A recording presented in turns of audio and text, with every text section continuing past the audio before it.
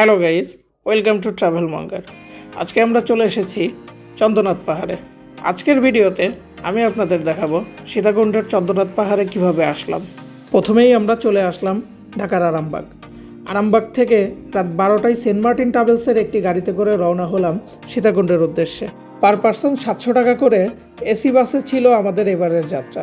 ভোর 6টায় আমরা পৌঁছাই সীতাকুণ্ড বাজারে। বাস থেকে নেমেই আমরা সকালের নাস্তা শেষ করি বাস স্ট্যান্ডের পাশেই এই ক্যান্ডি হোটেল থেকে। নাস্তা শেষ করে এই রোড ধরে অল্প একটু সামনের দিকে এগোলেই দেখতে পাবেন বিভিন্ন ছোট ছোট অটোরিকশা। আমরা এখান থেকে একটা অটোরিকশা নিয়ে চলে যাই আমাদের গন্তব্যস্থান চন্দ্রনাথ পাহাড়ের সামনে। কয়টা? দুইটা। এত বড়? একটা বড় একটা ছোট। আচ্ছা আচ্ছা। গাড়ি 40 টাকা করে দিবেন না, আমার সময় আমার ব্যাগ করলে 20 টাকা, তো 20 টাকা আমি ভাড়া রাখবা, লাগিয়ে নিয়ে গেলে 40 টাকা। আচ্ছা, এখান থেকে উপরে ওঠার রাস্তাটা শুরু হয়েছে। আমরা মাত্র শুরু করেছি উপরে ওঠার রাস্তাটা। চলুন জার্নিটা শুরু করি এখান থেকে। একটা রোড গেছে, একটা ডান পাশে একটা বাম পাশে। আমরা বাম পাশেটা দিয়ে উঠবো। প্রায় ঘন্টাখানেক ট্রেকিং করার পর চোখে পড়লো এই অপরূপ সৌন্দর্য। সত্যি বলতে পৃথিবীর বিভিন্ন স্থানে এমন সব অপরূপ সৌন্দর্য দেখার জন্যই হয়তো ভ্রমণপ্রেমীরা মাইলের পর মাইল ট্রেকিং করার পরেও ক্লান্ত হয় না। বলে রাখি, যারা সীতাকুণ্ড এসে নাইট স্টে করতে চান তারা সীতাকুণ্ড বাজারে অ্যাভেলেবেল হোটেল পেয়ে যাবেন রাতে থাকার মতো। মোটামুটি অনেক দূর উঠে আসছে না? এই যে অ্যাডভেঞ্চারটা কেমন লাগতেছে? ওঠেন। সবচেয়ে কষ্টের জার্নিটা শুরু হয় আসলে মূলত চন্দ্রনাথ পাহাড়ের এই জায়গা থেকে। এখান থেকে পুরো পাহাড়টা খাড়া উপরের দিকে উঠে গেছে। চলুন যাই, দেখি উঠতে কতটুকু সহজ হয় আমাদের জন্য।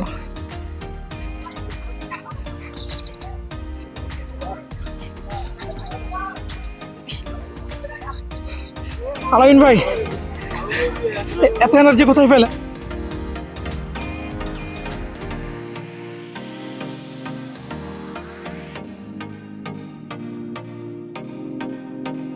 পিছিয়ে আমাদের সাথে যাচ্ছে। ওদের হাতে কোনো লাঠি নেই, সবটাইতে মজার কথা। আমরা এই পথ ধরে সামনের দিকে এগিয়ে যাচ্ছি। মামা এখানে উঠতে, এখানে মামার সাথে দেখা, তিনি এখানে বসে আছে। একটা বাচ্চা। এখানে আরো বানর দেখা যাচ্ছে।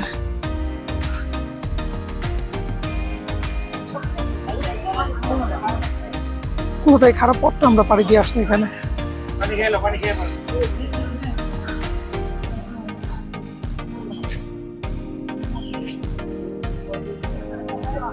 এই দুর্গম পথ পাড়ি দিয়ে এ পর্যন্ত আসছি আমরা।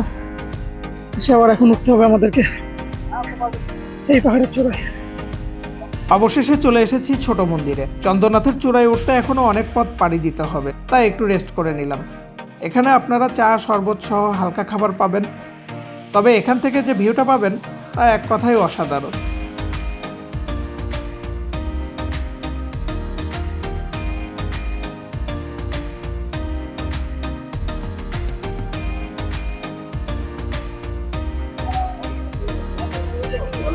আমরা ছোট মন্দির পর্যন্ত আসতে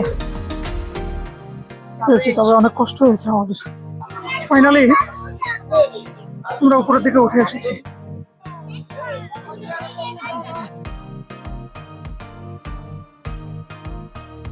চলেন গাইস, এখান থেকে বড় পাহাড়ের চূড়ায় যাওয়ার যাত্রাটা শুরু করা যাক।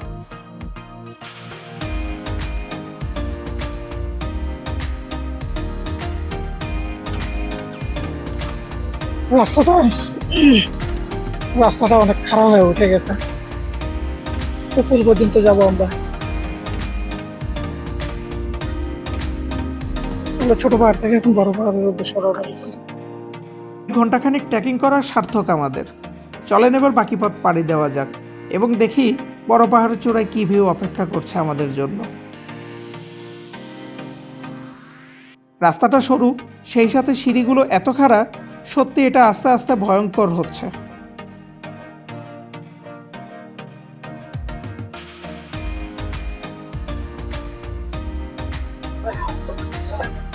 ফাইনালি আমরা চন্দ্রনাথ পাহাড়ের উপরে চলে এসেছি। এখান থেকে বাইরের ভিউটা একটু দেখাই আপনাদের।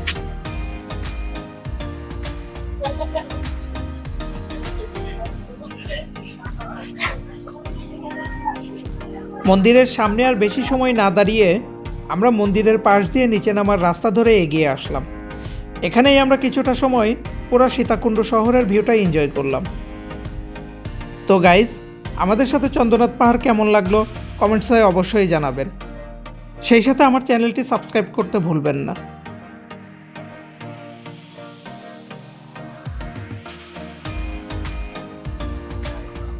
এখান থেকে ভিউটা দেখতে খুবই সুন্দর লাগে। এখানে বাংলাদেশের একটা পতাকাও আছে, যেটা খুবই সুন্দর।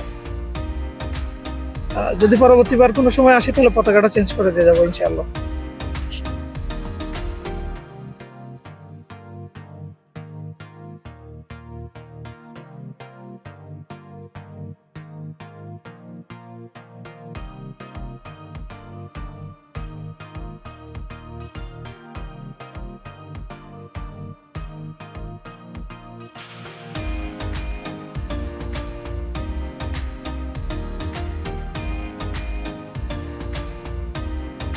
শহরের শেষে সমুদ্রের মিলন দেখতে হলে আপনাকে অবশ্যই একবার আসতে হবে সীতাকুণ্ডের চন্দ্রনাথ পাহাড়ের চূড়ায়। যেহেতু আজকে আরও কয়েকটা স্পট ঘুরবো, তাই বেশিক্ষণ আর এখানে থাকা হলো না। উপরে পুরোটা ঘোরা শেষ, এখন নিচের দিকে যাচ্ছে, খাড়া নিচের দিকে নামতেছে।